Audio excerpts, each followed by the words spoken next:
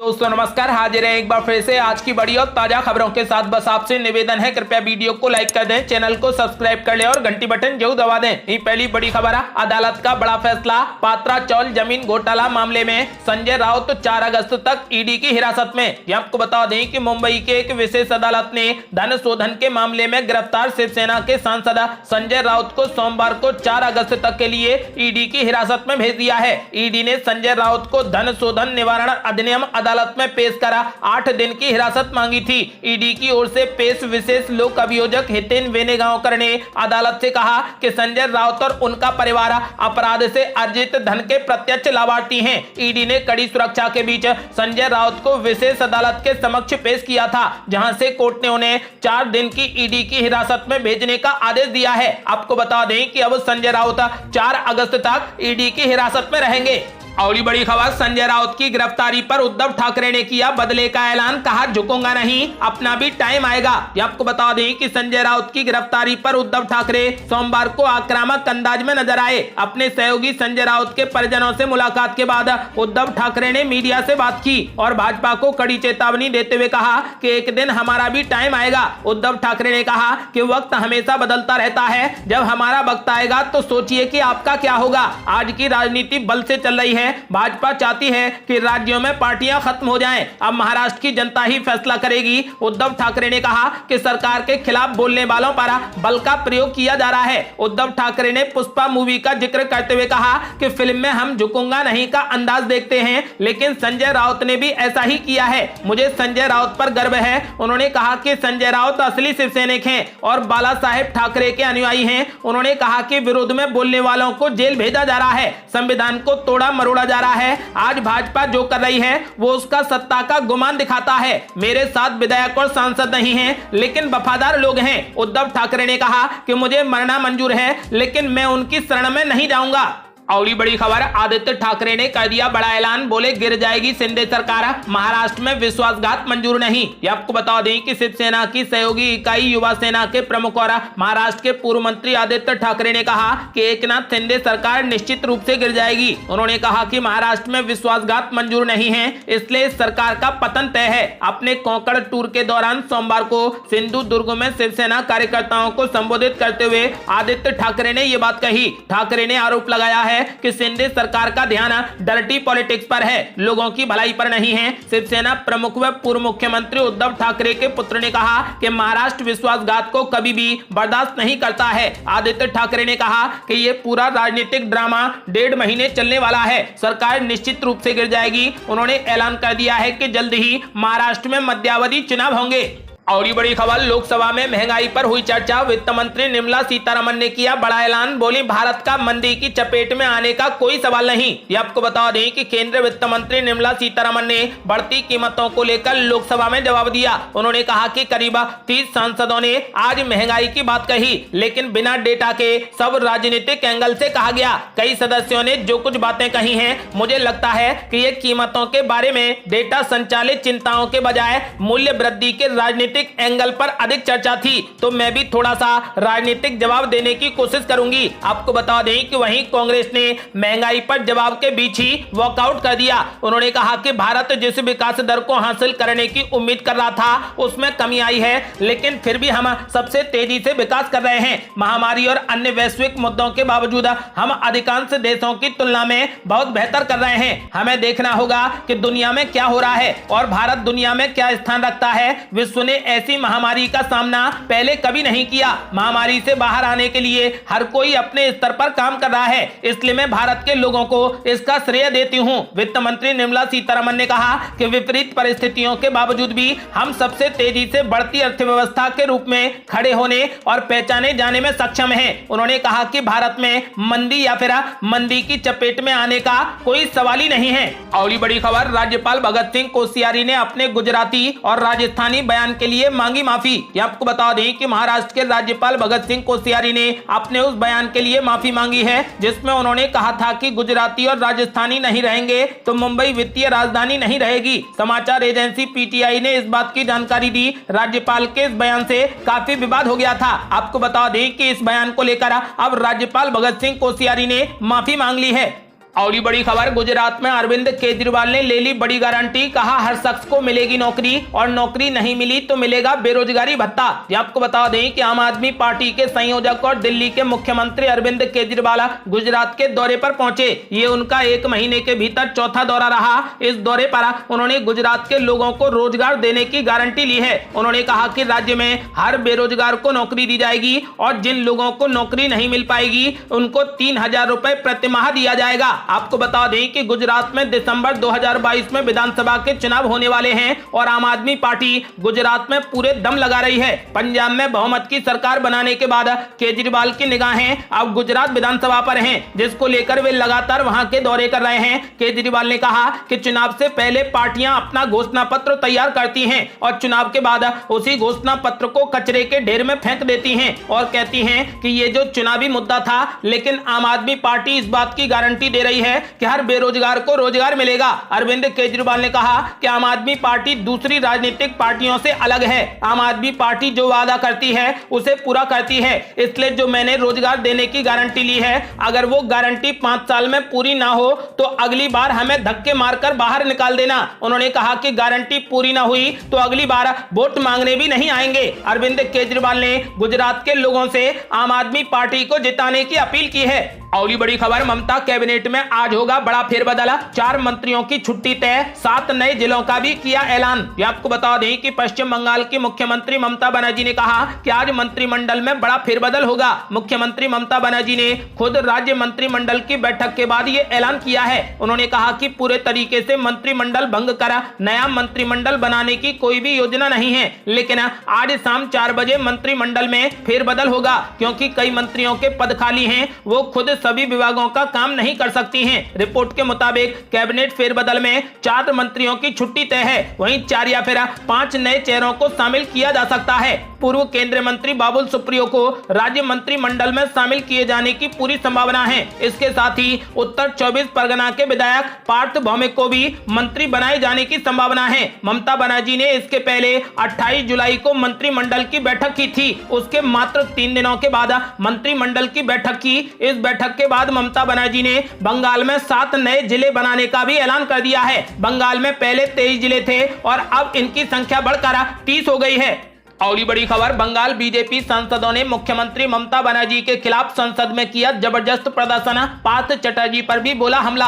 आपको बता दें कि बंगाल बीजेपी के सांसदों ने कथित शिक्षक भर्ती घोटाले में बर्खास्त मंत्री पार्थ चटर्जी को लेकर संसद परिसर में स्थित महात्मा गांधी प्रतिमा के सामने मुख्यमंत्री ममता बनर्जी के खिलाफ विरोध प्रदर्शन किया। बीजेपी घोटाले के सामने आने के बाद से कह रही है कि इसमें मुख्यमंत्री ममता बनर्जी और उनके भतीजे अभिषेक बनर्जी भी शामिल हैं। दूसरी तरफ इस पर बंगाल की ममता सरकार द्वारा बर्खास्त किए गए मंत्री पार्थ चटर्जी का कहना है कि मेरे खिलाफ साजिश हुई है। दरअसल पार्थ चटर्जी की सहयोगी अर्पिता मुखर्जी के घर से करीब 50 करोड़ रुपए और 6 किलो सोना और हीरे की अंगूठी ईडी ने बरामद की है। अर्पिता मुखर्जी ईडी को पूछताछ में कह रही हैं कि ये पैसा पार्थ चटर्जी का है। पार्थ चटर्जी कह रहे हैं कि उनका इस पैसे से कोई भी लेना देना नहीं है। पश्चिम बंगाल में साल 2016 में टीचर सहित गैर शिक्षण कर्मचारियों की भर्ती के लिए स्कूल सेवा आयोग की ओर से 13,000 लोगों की भर्ती के लिए पेपर करवाए गए थे। यही वो बड़ा घोटाला है। आपको बता दें कि फिलहाल बीजेपी ने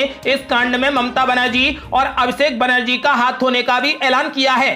और बड़ी खबर, ममता बनर्जी ने बंगाल में 7 नए जिलों का किया ऐलान। बीजेपी बोली ये एसएससी घोटाले से ध्यान भटकाने की बड़ी कोशिश है। ये आपको बता दें कि पश्चिम बंगाल की मुख्यमंत्री ममता बनर्जी ने 7 नए जिले बनाने का ऐलान कर दिया है। पहले भी वो कई बार नए जिले बनाने के बारे में बात कर चुकी हैं। आज कैबिनेट की बैठक में ममता बनर्जी ने फैसला लिया है। इसके बाद मुख्यमंत्री ममता बनर्जी ने कहा कि पहले बंगाल में 23 जिले थे, अब इसे बढ़ाकर 30 कर दिया गया है। ममता बनर्जी के इस फैसले को लेकर बीजेपी ने उन पर निशाना साधा है। भाजपा आईटी सेल के प्रमुख अमित मालवीय ने इसे एसएससी घोटाले से ध्यान हटाने का एक प्रयास बताया है। उन्होंने कहा कि 7 नए जिले बनाना और कैबिनेट में नए चेहरों को शामिल करने का ममता बनर्जी का यह निर्णय एसएससी घोटाले से ध्यान हटाने का एक बड़ा प्रयास है।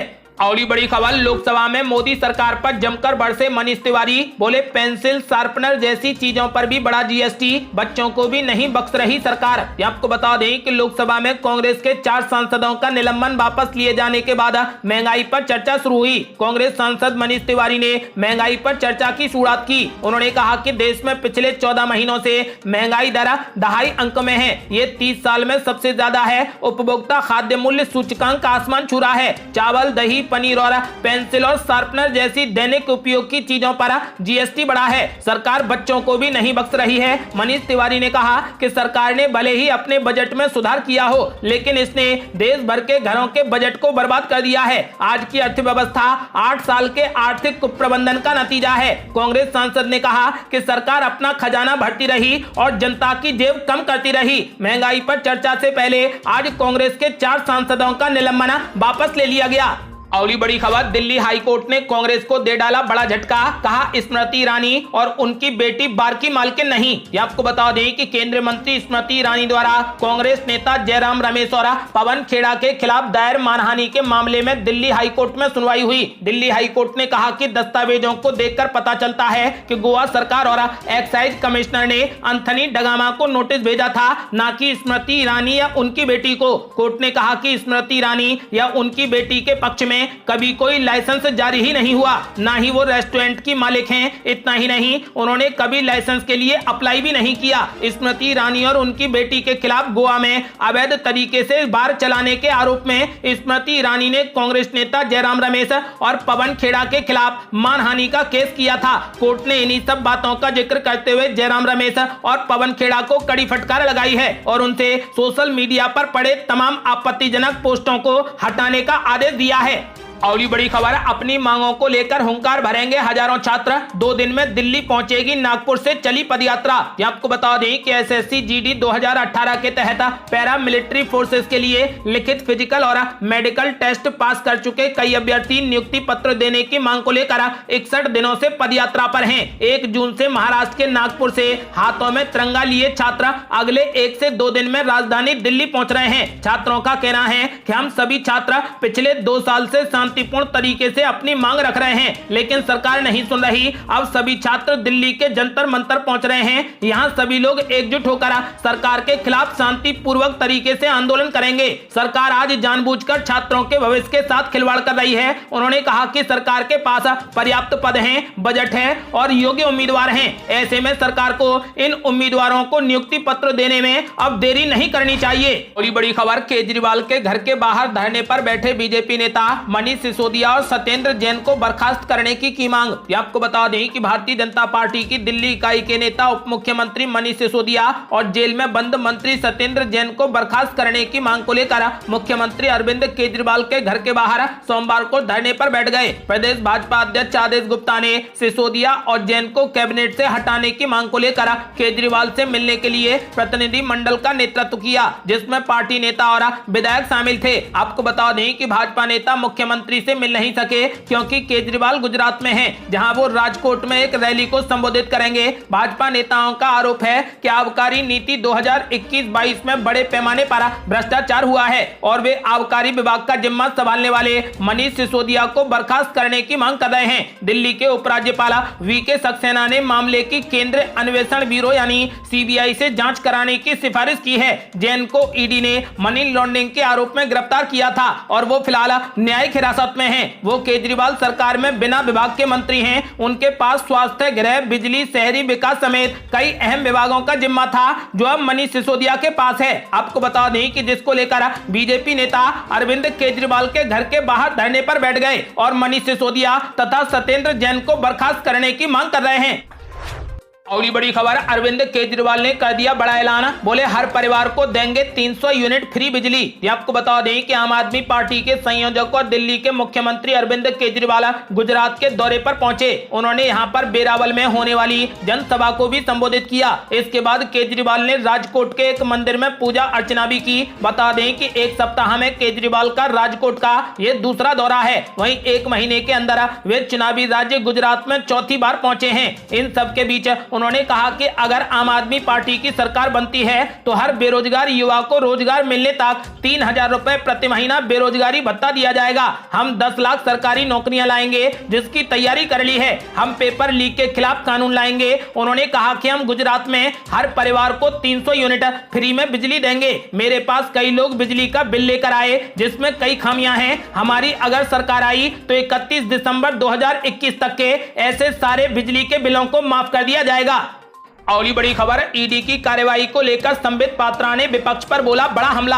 आपको बता दें कि ईडी की कार्यवाही को लेकर सरकार और विपक्ष के बीच में तनातनी बढ़ गई है। इसे लेकर भाजपा प्रवक्ता संबित पात्रा ने विरोधी दलों को आड़े हाथों ले लिया। संबित पात्रा ने कहा कि जिस तरीके से विपक्ष भ्रष्टाचार पर राजनीति कर रहा है उसे पूरा भारत देख रहा है। संजय राउत पात्रा चौल मामले में शामिल हैं और विपक्ष उन्हें मोहरा बनाकर राजनीति करने की कोशिश कर रहा है। संबित पात्रा ने कहा कि क्या जांच भ्रष्टाचार की जांच करने वाली विभिन्न एजेंसियों द्वारा नहीं की जानी चाहिए? क्या ईडी को उन मामलों की जांच नहीं करनी चाहिए जहां हजारों करोड़ों का घोटाला हुआ है? जहां तक संजय राउत और पात्रा चौल का सवाल है, यह कोई नया मामला नहीं है बल्कि 14 से 15 साल से चल रहा है। संबित पात्रा ने कहा कि करीब 680 परिवारों के घर नहीं बने, कोई उनके बारे में पता लगाने की कोशिश नहीं कर रहा। विपक्ष को उनके बारे में पता लगाना चाहिए और उनके दर्द के बारे में जानना चाहिए। ये 1000 करोड़ रुपए के घोटाले से जुड़ा मामला है।